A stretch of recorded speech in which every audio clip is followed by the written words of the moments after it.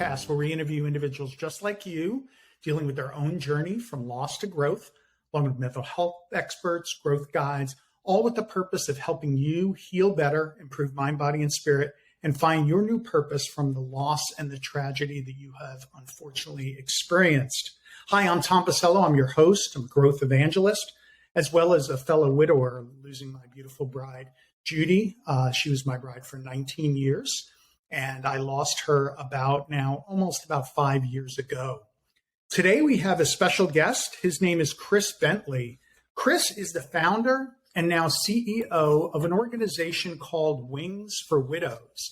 And they provide one-on-one personalized financial coaching to the newly widowed, widowers, and widows since 2018. After nearly 15 years as a financial advisor with an advisory and a wealth management practice in the Twin Cities, he retired to support this new mission of helping widows and widowers handle and plan their finances post their loss. This is a hot topic. Welcome, Chris Bentley. Thanks, Tom. Thanks for having me on the show. Looking forward to our time together. Awesome. When a widower first loses their wife, what are some of the first challenges that you've heard about that they experience and they run into with regard to their financials and financial planning? The first thing I would say, Tom, is that it's not that different between widows and widowers, unless they've been through it before, right? Mm-hmm. Unless they've experienced this before, it is all new, uncharted water. And so that makes it challenging for both.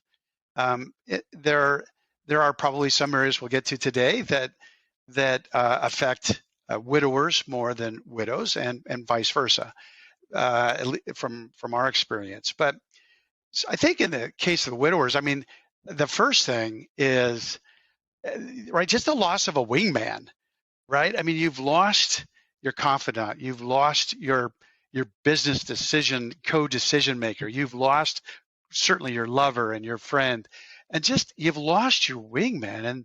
And I use that term because I'm a Navy guy who used to fly, and that's like not a good thing, right? When you lose your wingman flying, and it's now different losing your beloved spouse. So, you have to give yourself permission, right, to surround yourself with people that you trust, that you that know you. What tends to happen, the first thing, right, is that you isolate. We're not good, right? Guys aren't good about asking for directions, right? We jump in a car, we get lost. We have GPS today, but we're not good about asking for directions or asking for help. I'll figure it out. I'll do this myself. And I'll tell you what, that's not the right attitude as a brand new widower or widow. You've got to surround yourself with people you trust. Ask for help. If there was ever a time in your life you needed help, it would be now. And this journey's not made to go alone. So that's the first thing to realize is, like, I'm in a new place and I need help. Yeah. That will open doors to people who really do have the information you need and can help you and save you from making a lot of costly mistakes, because we've seen them all. Yeah, Chris, I totally agree with that, in that when you're married for as long as many of us have been married before we lose our spouse, there's a decision-making dynamic between husband and wife that goes on. And sometimes the wife is the catalyst for the decisions, and then you are the governor on those, or vice versa, which is the way it was for me. I, a lot of times, was the inspirational catalyst behind a lot of decisions. And Judy, my wife, was the one that said, hold on. This may be the best decision for us. I'm go. And she was my governor. And all of a sudden, that's not there. And if you don't replace that with maybe a couple of close friends, one of the folks I interviewed basically set up a board, almost like a board of directors, where it was like, look, I'm not making any decisions. They realized this was one of the big issues first and foremost. And they said, look, I've got 2 confidants, 3 confidants. Whenever there's something big in front of me, I'm going to get them on the phone. We're going to do a Zoom call. We're going to do a con call. And they are going to take the place of that key decision-making element that you wound up losing with their spouse. it's such a great idea and such a great solution to do it that way. Your own advisory board, just to bring reality to your situation, which has obviously been turned on its head. Yeah. And what seems like good ideas often, when we're just chugging along through life without any drama, end up being bad decisions because we didn't give it enough thought, and particularly in an emotional Mhm. state as a new widower, you don't you really don't know upside down from right side up, and so it's so important to surround yourself with folks like that. It's a great Yeah. idea. And I Chris, a see lot the. of Oh, go ahead. times in the emotions that we're faced with, there are some big decisions that get made. I know several widowers who made big career decisions. Sometimes they had to because they were forced to maybe stay home with the kids a little bit more and reprioritize.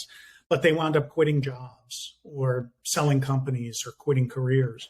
Some couldn't stand being in the house right away. And they realized, hey, I'm not happy here. I'm going to sell the home. Um, Talk about those big decisions and why it may not be a great idea to make those right away. Sure, and that is the universal sort of gospel truth, right? Don't make any big decisions while under duress. And it may be even more specific, big financial decisions Mhm. while under duress. And if you can get away with that, absolutely 100% try to avoid those big financial decisions at all cost. On the widow side, if there's been a loss of income, which is one of those other big challenges, Mhm. if you were a stay-at-home dad and your breadwinner is no longer bringing in that income, now you've got to you don't have the luxury, perhaps, of prolonging big, important financial decisions.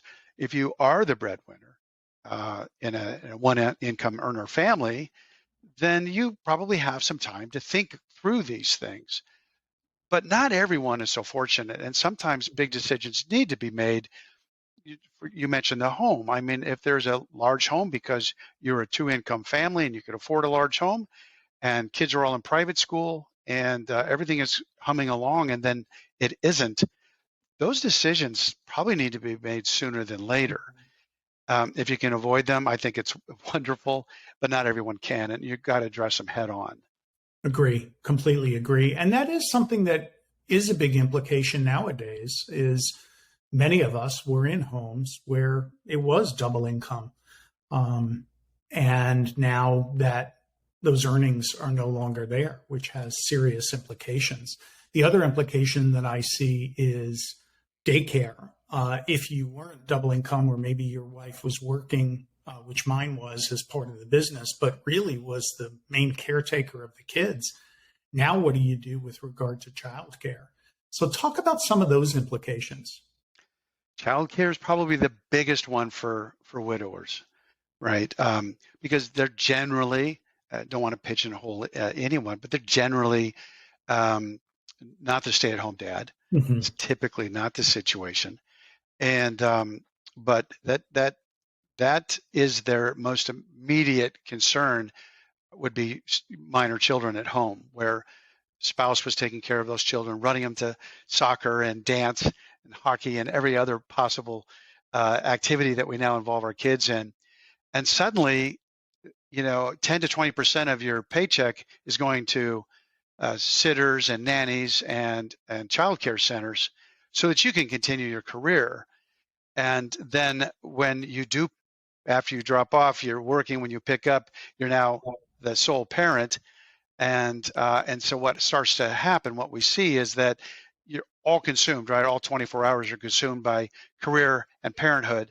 And what starts to happen, right, is that there's no time for self Yeah. and fitness and health and eating habits. Go out, right? All those things that we just took for granted are suddenly now real challenges to try to get those back in our lives. So for what we've seen, childcare is a big problem, particularly with low income earners, where there just isn't available childcare. The quality has gone down since the pandemic. By the way, I read an article by care.com. They did a survey in 2022, its cost of care survey, and it was enlightening. And what folks are saying is that not only are the costs going up, but the quality is going down because you can't get anybody in there to take care of your children. Yeah. So that's all suspect now. And then availability of nannies and sitters, they've all scattered, Mm-hmm. and we can thank COVID for that. So it's really challenging right now for single moms and dads trying to provide their children with the very best childcare when they can't be with them. Yeah. And One of the so things I did, Chris, was I opened my home to a grad student friend, had her stay, take care of my daughter. I needed to travel for business, and we traded off room and board for that. So it was economical. I got a sitter. She got a great place to live and stay. And while I was gone, in particular, my daughter didn't have to be alone. So sometimes you have to get creative with it.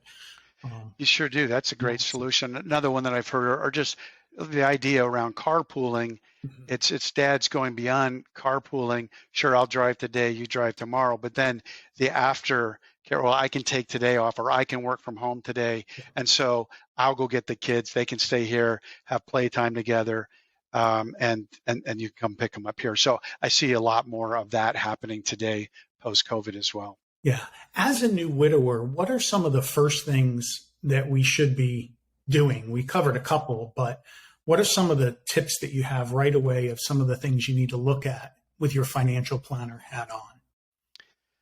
Well, great question. And we provide a class, a monthly class, and we walk through a list of 10 items. I won't go through all 10 items. Some of them just happen by way of happens. I mean, just after a funeral, the funeral director is going to make sure you get copies of the certificate, right? Death certificates. And there's things you need to do with those, and visits to the Social Security office. I think one of the things that folks forget that they need to do is, and there are many lists out there, by the way. You probably have seen them too, Tom, right? There are many lists of things you need to do. So I may just be not sharing any new ideas here. What's sometimes difficult is, well, how do I do that? What is the right order to doing some of these things? One of them is around banking. Banking is now, most banks have bereavement, deceased spouse teams. They're not terribly well trained in bereavement, but they know what you need to do with your accounts. But there's sort of magic about that, and they don't even understand sort of the sequence of events. Most of us have an individual checking account, but we may not, and we have only a joint account. Well, you're eventually going to want to close that joint account, but so open up a checking account in your name.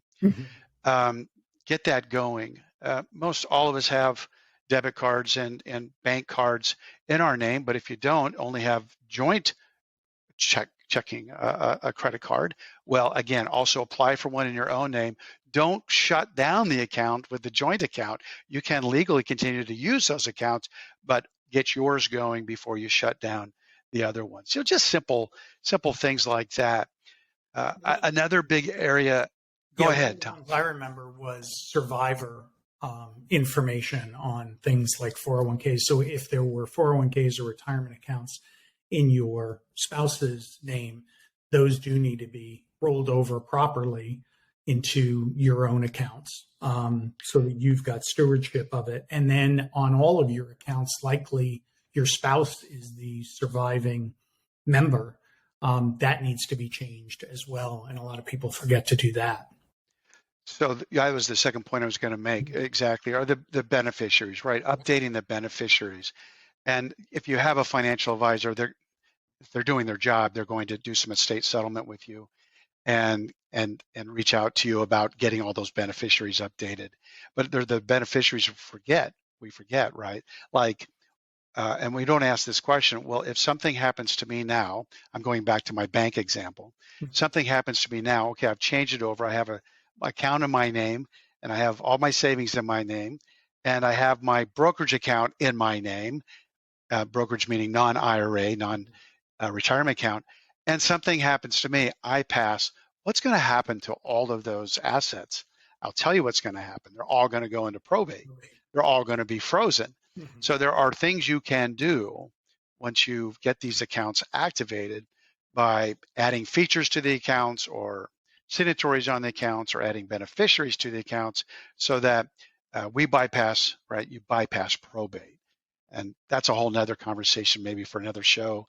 But to your point, updating those beneficiaries quickly in the event anything should happen will certainly simplify any proceedings should anything happen to you, heaven forbid.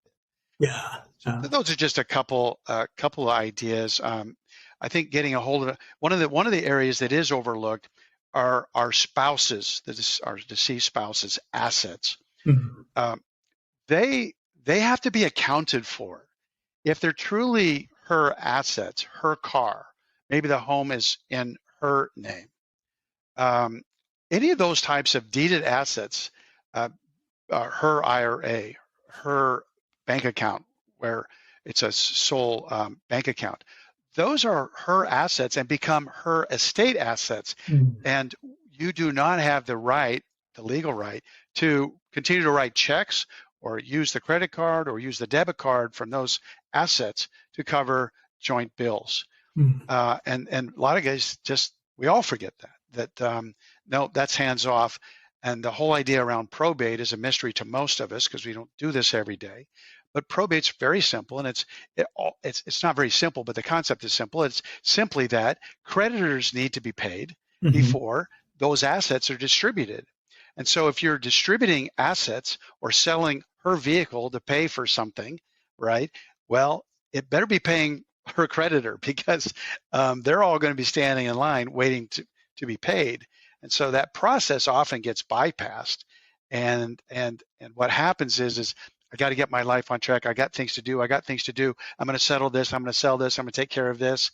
And they end up getting into legal trouble because they sold assets and the creditor needs to be paid before those assets were actually sold. So some things to think about. Chris, talk about insurance if our spouse was insured and now the insurance settlement comes in on that. Any advice there? We were talking about not making hasty decisions or big decisions quickly. That would fall under, I think that. A whole bunch of Bitcoin with it? Is that? Well, I think it's that new car, right? Well, she never would let me have that Corvette. I guess I can go get one now. And sure, provide some excitement, I guess some fun maybe for a little while, but probably not the best use of those funds. Not until one of those other important things to do, which is assess your financial situation. What kind of a financial situation are you in? Who was the breadwinner? Where is that income coming from? Does that income still going to meet our bills? What do we have if I'm of age over 59 and a half? Are there retirement savings? Well, there's just so much to understand before you start spending insurance money that make sure you have a really solid handle on your finances before you start spending that money. Your financial advisor, and being one, I would advise you to do nothing with that money. Put it aside. Let's figure everything out and come back and talk about that later. Obviously, in situations where there are creditors or collection agencies knocking at the door, that could be very handy to put some of that chaos to rest. You've got enough to deal with everything else. If it's in a financial situation where we're dealing with that money can come in very handy for that. Yeah. And there's some hidden things too, like tax implications of now being a widower. I know my tax liability went up because you're no longer considered married, right? Absolutely. And I'd like to come back to insurance because there's a couple of things there that I think are really critical that we overlook. But taxes, that's you get 1 year. And if you're qualifying widow with minor children, you get another couple of years. But so what happens is they call it I call it the widow crisis or the widow tax. Your tax, because of your tax bracket, you go up. Your taxes go up and your income comes down, particularly if your Social Security earning, if those are those benefits are comprising part of your income. So you have that conundrum going on. Your Medicare costs go up.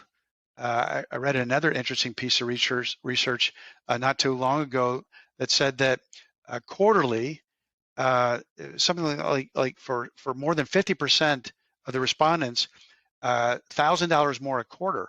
That's $4,000 more a year towards Medicare, simply due to stressors in healthcare and not taking care of ourselves, which we talked about earlier, happens. And so we're seeing the healthcare costs rise. And so, yeah, that's why we call it the widow crisis. It's not a fair deal out there.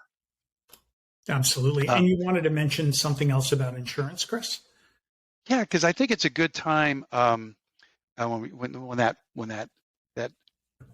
benefit comes in, and hopefully there is a benefit. Oftentimes there isn't a benefit, but if there is a benefit, that's terrific. But this is a great time to be looking at your own coverages, particularly if you have children, right? Your spouse may have had coverage, and that could help with childcare and some other unexpected expenses. But was it enough? Was it a term insurance, $50,000 from work? Not going to go very far, right? Not going to put the kids through college. So really important to look at your own insurance at that time as well, your own life insurance, and making sure that while you're still healthy, you have plenty. And even more important than your own life insurance, if you're working, right, is do you have sufficient disability insurance? Because now, if anything happens to you and you can no longer work and you're a 45-year-old dad and you were planning to retire at 65, you've got 20 more years of raising children and getting them through college, and you don't have disability insurance, particularly if you're working for yourself or you're highly commissioned because it's based on salary, you better really think about finding some additional either disability insurance through workplace, which is pretty cheap, or finding it outside of the workplace, but doubling up, tripling up on that, because if anything should happen while you're working and you have a family to take care of, what are you going to do if you don't have that? Yeah, I had a dear friend, Chris, who had a motorcycle accident, and the CEO of that company did not have disability insurance. And he didn't, as an independent worker, he didn't have independent insurance, and it really left that family in a bind. So after that, I made sure my employees, my team members, they all had disability insurance as individuals. I do think that's something that gets overlooked a lot of times, but especially if we're more on the younger side, you're more likely to become disabled or injured or have some medical long-term issue that's taking you out for 6 months, 8 months, a year, or perhaps longer. And what are you going to do to make ends meet during that time? So that becomes an issue. So completely agree with that. For me, I actually felt like I was a little overinsured. My kids had already gone off to school. And so I actually lowered my insurance, didn't have my wife no longer to take care of at that time. So I actually lowered my insurance a little bit. So it's a good time to adjust, to think of, okay, am I insured enough? And then perhaps am I insured too much? And is it worth just maybe thinking about that? Because things do change, and retirement planning as well. I think your whole risk profile can change a lot too. If your kids are already out of the nest, maybe they're in school, just finishing up school, which a lot of us in the group are. What do you think about your risk profile, retirement plans, things like that? Now that you don't have a spouse necessarily to take care of, right? It's just you and your children. Yeah, correct. And you sort of hit on something that's important to think about, right? It's sort of like, what season are you in? Age has a lot to do with the actions you're going to take and assets, right? Your asset base. If you're young, you don't have the asset base, but you've got a long horizon for making up the difference. If you're more senior and you've not done the saving, there isn't much you're going to do with your risk profile that's going to make a whole lot of difference, right? But if you have a nice nest egg, then why are you taking the risk if now it's just you and your retirement expenses per se are going to go down? Although this question might lead us to the question about, is it just going to be you for the rest of your life? I see that as another topic, but for discussion today. But no, to your point, the way I think about, again, being a financial advisor in my previous life, it's all about, what are your goals? And do you have to maybe take on a little bit more risk today, a little bit more than you're comfortable with, because your goals have changed? So have your goals changed? Certainly, if you're an income earner, you haven't retired yet, your expenses, you would think, would generally go down, particularly if the kids are out of the house or there are no children, with just supporting yourself. But in retirement, what is it that you want to do in retirement?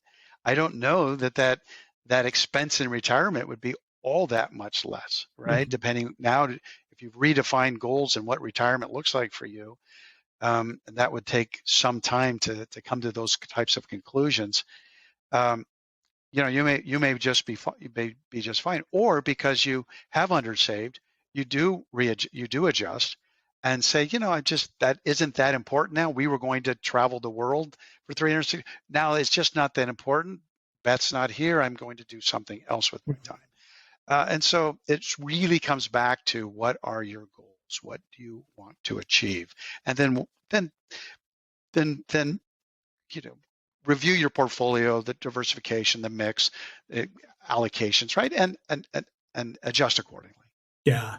Chris, we mentioned a little bit, your plans can change, right? Post the loss, likely you're alone for a little while, but many of us are not, we didn't choose to be alone.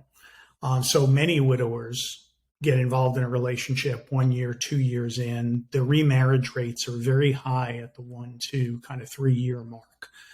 When you compare that to widows, almost exactly the opposite. They are usually 6, 7, 8 years in. And again, these are averages. So Sure. I'm 6 years in, I'm not, or 5 years in, I'm not remarried. So there's a lot of differences between us, but on average, men are going to usually remarry. And usually that happens within a 3 year period or less.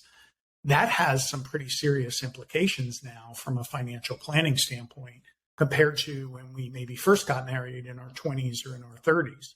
Talk about that and some of the planning that has to go into remarriage and even the thought of that.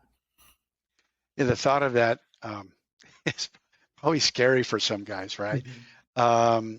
And you kind of put that off. I think of your question in two terms, maybe. One is casual dating, maybe initially. You get over the fear of dating, get over the fear of feeling guilty for dating, all those sort of barriers to dating casually. But at some point, for some, having a more romantic and permanent relationship. Another one is the path they choose, and that just has to be done, I think, to your point, very carefully. Mm-hmm. And I'm probably not a very good expert on dating. I dated my first wife for 5 years, and it ended in divorce. So obviously, I didn't date long enough. I dated my second wife for 8 years, and I can tell you that it's a very happy marriage and a very good one. So I do believe that time is on the side of the daters. Mm-hmm. I don't think it's anything that should be rushed into, and if you do, there are possible consequences, Mm-hmm. right? And one of those is not having a prenup. Mm-hmm. Anyone that jumps that has any sort of material worth and jumps into a second relationship without fully vetting the situation, there are predators out there. There are those out there who would take advantage of widowers with assets. Unfortunately, that's the world we live in. So let's just address it. Yeah. And so, I think it's really important knowing your partner. If it took me 8 years, you're 5, 6. I mean, this is nothing to rush into. Mm-hmm. Marriage is expensive, but a divorce can be even more expensive, right? So again, I think it's really important to I guess my message is, the advice is to give it time. And just like diversification works in a portfolio, I think date a lot. Make sure just date a lot. Make sure what you're looking for, who you're looking for. I know I had a friend who kind of jumped into it very quickly, lost his wife. It's a very long period of palliative care. And, he'd kind of lost her before the final, passing and funeral. It was more celebration. He was kind of ready to move on mentally well before, we had the funeral. And so I think for those folks tend to perhaps move into dating because it's been such an emotional drain for so long. It's like happiness is just around the corner. I just need to date. And for those, I really get it. I really understand. But I do think it's important to go slow. And another case, I just wanted to share this before I forgot about it. Um, his person he was dating, after about a year, it became very clear that this new person in his life really wanted his previous marriage and wife to just go away. It Mhm. wasn't going to be talked about. It wasn't going to be part of the new life, of their new life. The new chapter together was going to have nothing of the past part of it. I think that's really, really a problem. It's a huge red flag. You are today who you spent a whole lot of time with, and that needs to be honored and respected. Mhm. And sweeping a past relationship under the rug like it never occurred is like sweeping you under the rug. Mhm. And I just think that's just a really, really big flag. And I told my friend, I said, you may want to keep looking, right? This may not be Mhm. the one. Okay. Yeah. You need to be honored and respected and everything that's happened before her. And so those are sort of my top of mind comments around dating and love. Yeah. In the new relationship, you are going to take on all of the financial burdens of that person. There could be financial assets on both sides that really should be protected going into the relationship. And then I think that what you build together should be shared. But there's definitely ways to, as you said, prenuptial agreements and other things to make sure that you're protected. I think that understanding your new spouse's credit and what implications that might have. There are a lot of these things that, like I said, at 20 and 30, maybe it was immaturity, maybe it was just, hey, you're building a life together and it really doesn't matter that much, that you glossed over. Now those things are absolutely essential because they'll have an impact on you, but they'll also have an impact on your estate and your children and what ultimately you're going to wind up leaving them. Talk about that a little bit and some of the implications of remarriage and your family. Yeah, that's all a great point. There may be assets on both sides, but there may also be a whole lot of baggage. And so Mhm. clean up your own baggage, right? Don't bring that into the relationship, financial or otherwise. And then, yeah, I think you've got to have enough time with that person to understand what she is bringing Mhm. to the relationship. And then you mentioned sort of the whole legal side of kind of what's going on here. We mentioned prenup. Not everyone would be in favor of a prenup. There are nine.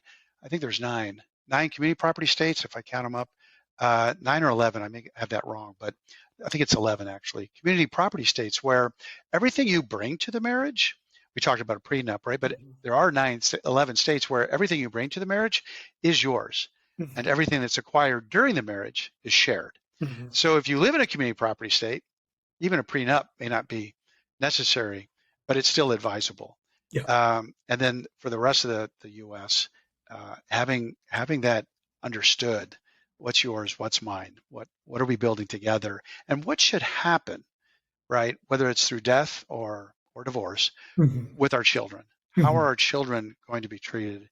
And that leads to a lot of conversation around finances, right? In new relationships is a whole nother topic. I'm sure you've probably covered this in the past, but I don't think we have enough time today. But I would just say that um, we use separate accounts.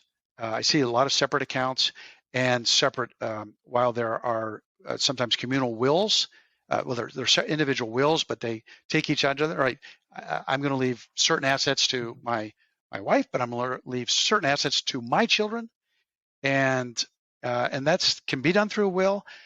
I I, I do believe in blended families or remarried families where children, minor or adult, trusts become really great vehicles Mhm. for exacting what you want, and they of course can be updated anytime that you like. But they're just a great vehicle for your children, my children, our children, you, me, other charities, other things where I want my assets to go to. And so that's a lot of conversation with a good estate planning attorney to work through those issues. And then I always advise, if you have adult children, make sure they're on the same page.